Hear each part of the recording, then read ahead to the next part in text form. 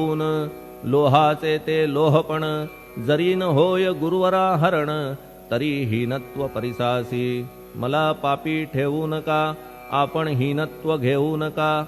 आपण परीस मी लोह देखा, माझी चाड आपणाते.